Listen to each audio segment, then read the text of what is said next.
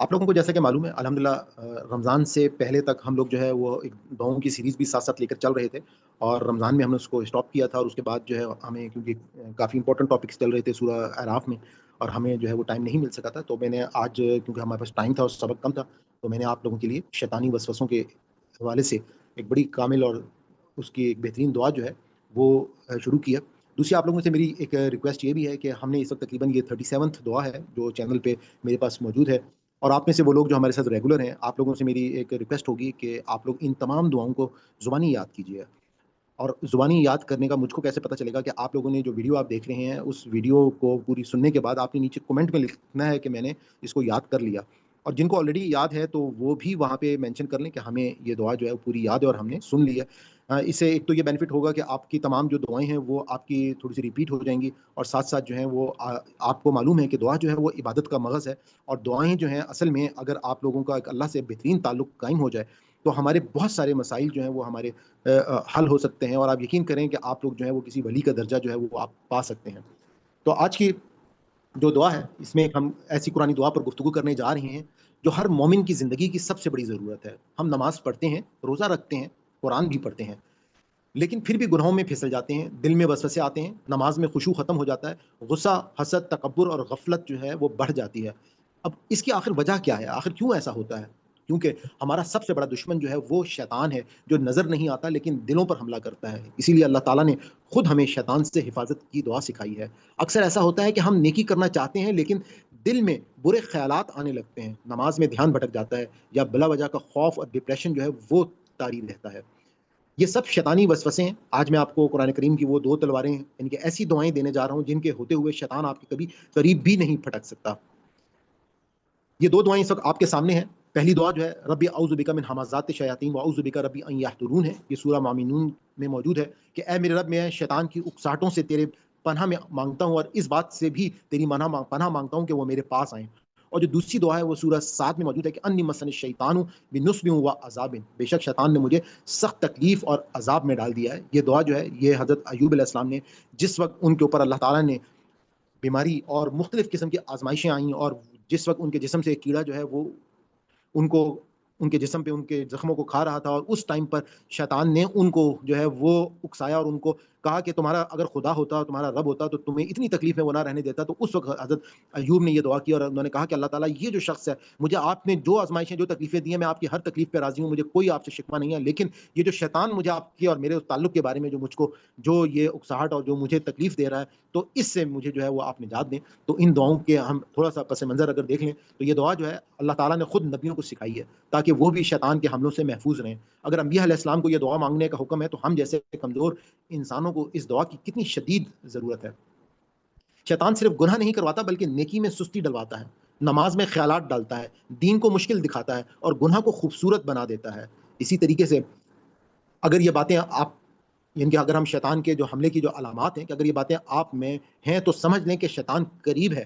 دل کو سخت ہو جانا، یعنی کہ یہ باتیں جو ہے آپ کو محسوس ہو سکتی ہیں کہ دل کا سخت ہو جانا، قرآن پڑھ کر اثر نہ ہونا، نماز میں مزہ ختم ہو جانا، گناہ پر ندامت نہ ہونا، دنیا کی محبت حد سے بڑھ جانا، یہی وہ وقت ہے جب یہ دعا زندگی بدل دیتی ہے۔ اللہ اس دعا کی خاص بات یہ ہے، اس دعا کی جو خاص بات ہے وہ یہ ہے کہ ہم اللہ سے کہہ رہے ہیں کہ یہ اللہ، شیطان کے وار کرنا تو دور کی بات، میں تو چاہتا ہوں کہ وہ میرے پاس حاضر بھی نہ ہو۔ یہ ایڈوانس پروٹیکشن ہے۔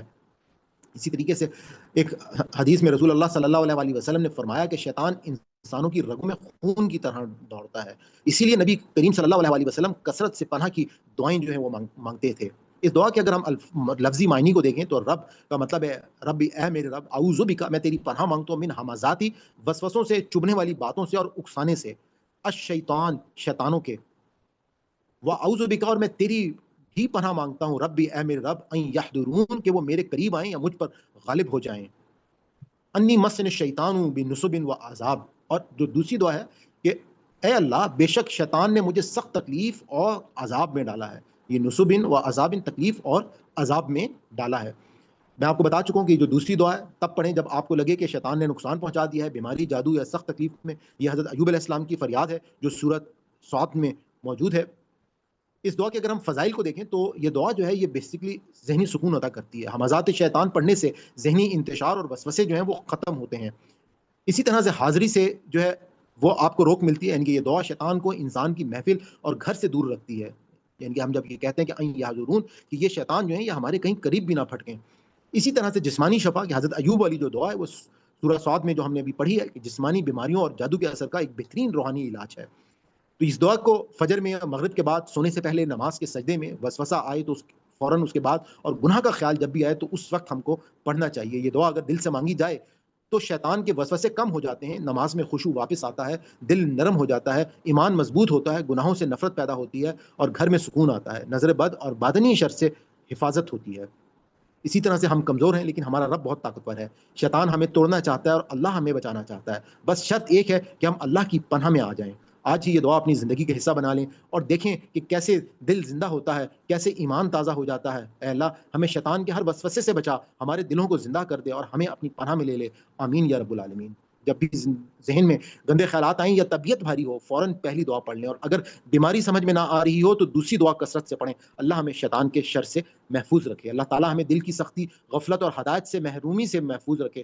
اس دعا کو اپنی نمازوں کا حصہ بنا لیں. دعا اگر آپ کو پسند آئی ہو تو صدقہ جاریہ کے لیے اس کو ضرور آپ لائک بھی کریں، شیئر بھی کریں ویڈیو کو، اور دوسرے اس پہ اپنے کمنٹ کا بھی اظہار کریں تاکہ اس سے لوگوں کو، باقیوں کو بھی فائدہ ہو سکے. جزاکم اللہ خیرا کثیرا. آپ لوگوں کی اگر کوئی شیئرنگ ہو یا کوئی سوال ہو یا کوئی بات آپ کہنا چاہتے ہو تو آپ لوگ ابھی کر سکتے ہیں. اور میں پھر یاد دہانی کراؤں گا کہ ہماری اس لائیو زوم کلاس کا جو لنک ہے وہ ہمیشہ سیم ہی رہتا ہے. اس کو آپ اپنے حلقہ احباب میں زیادہ سے زیادہ لوگوں تک ان کو بھیج دیا کریں کلاس سے پہلے، تاکہ شاید کوئی نہ کوئی جو ہے وہ شخص اس کو جوائن کر لے اور اس تک بھی یہ پیغام جو ہے وہ پہنچ جائے. جی پلیز آپ لوگ اگر کوئی بات پوچھنا چاہتے ہیں، کرنا چاہتے ہیں تو کر سکتے ہیں.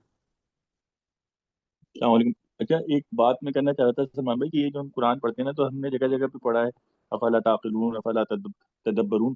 تو اس میں اگر ایک چیز تھوڑا سا یہ بھی اگر ہم تھوڑا سا شیئر کر لیا کریں کہ جو آیت ہم پڑھیں اس کے بعد ہم نے اس سے کیا سبق لیا اور ہم اس کو پھر اپنی زندگی میں کس طرح سے نافذ العمل کریں گے. تو یہ تھوڑا سا ایک دو پوائنٹ اگر ہمارے ذہن میں ہو یا ہم آپس میں ایکسچینج کریں تاکہ اس سے سر ہمیں فاطمہ، لرننگ بھی ہو. آپ نے بہت اچھی بات کی ہے، اور یہ مجھے حمدہ آنٹی نے بھی اسپیشلی ایک دفعہ میسج کیا تھا، اور میں نے کلاس میں پہلے بھی یہ بات کہی تھی کہ دیکھیں یہ قرآن پاک ایک زندہ کتاب ہے، اور ہم اس کو جس طریقے سے انڈرسٹینڈ کر رہے ہیں لفظ بہ لفظ اور ہم سیکھ رہے ہیں، تو اصل مقصد کیا ہے کہ ہم اس پہ تدبر کریں، غور و فکر کریں، ہم اس پہ جو ہے وہ عقل سے کام لیں.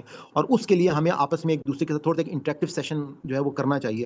جب سیشن ختم ہوتا ہے میں سوال جواب کے لیے بھی مائکس اوپن کرواتا ہوں، اور میں آپ لوگوں سے کہتا ہوں کہ اپنی کوئی شیئرنگ کریں. تو وہ بیسکلی وہ جگہ ہے کہ جس میں آپ لوگ جو ہیں وہ لازمی، آپ لوگ کے آج کے سبق سے آپ لوگ ڈیفینیٹلی یہ پی ڈی ایف آپ لوگوں کے پاس پہلے سے موجود ہوتی ہے آپ کے مائنڈ میں. آپ اپنے آپ سے کچھ سوالات کیا کریں، اپنی شیئرنگ، اپنی بات کہ ہم نے آج کے سبق سے یہ سیکھا، یہ چیز ہمیں کرنے کو ملی، تو اس سے ہمیں یقیناً بہت فائدہ ہوگا. تو یہ آپ نے بہت اچھا مشورہ دیا، اور میں آپ سب کو یہی کہوں گا کہ اس پریکٹس کو پلیز کریں، شیئر کریں. ابھی بھی آپ لوگ کچھ بات کرنا چاہتے ہیں تو کریں، ابھی ہمارے پاس ٹائم ہے. تو آپ لوگ اپنی کوئی شیئرنگ کر سکتے ہیں کہ آج کی ان باتوں سے، ان آیات سے ہم کیا جو ہے وہ نتیجہ اخذ کرتے ہیں. ہم اللہ تعالیٰ سے دعا کرتے ہیں کہ اگر اس ہمارے پورے سبق میں کوئی ہم سے غلطی ہوگی، کوئی بھول چوک ہوگی ہو، تو اللہ تعالیٰ ہماری اس خطا کو معاف فرمائے. ربنا لا تؤاخذنا ان نسینا او اخطانا ربنا تقبل منا انک انت السمیع العلیم.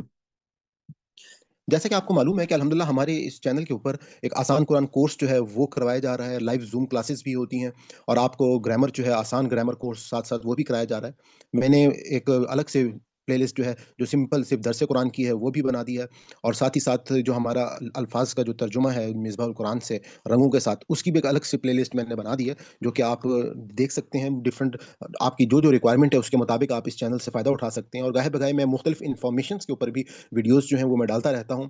اپنی سیشن کے اختتام پہ اگر آپ کو ہماری یہ کاوش پسند آئی ہو تو میں آپ کو گزارش کروں گا کہ آپ اس چینل کو سبسکرائب کر لیں، اور زیادہ سے زیادہ لوگوں کے ساتھ اس کو شیئر کریں، نوٹیفیکیشن کو آن کر لیں، تاکہ ہماری ہر نئی ویڈیو جو ہے جو ہم اپلوڈ کریں وہ آپ تک پہنچتی رہے. انشاءاللہ یہ ایک بہت بڑا کام ہے، ہمیں اس میں آپ کی دعاؤں کی بھی ضرورت ہے اور آپ کی مدد کی بھی ضرورت ہے کہ یہ جو پیغام ہے اگر ہم نے لوگوں تک پہنچا دیا تو یقیناً ہم یہ کہہ سکتے ہیں کہ مسلمان جو ہیں وہ دوبارہ سے اپنی وہ کھوئی ہوئی حیثیت جو ہے وہ حاصل کر لیں گے.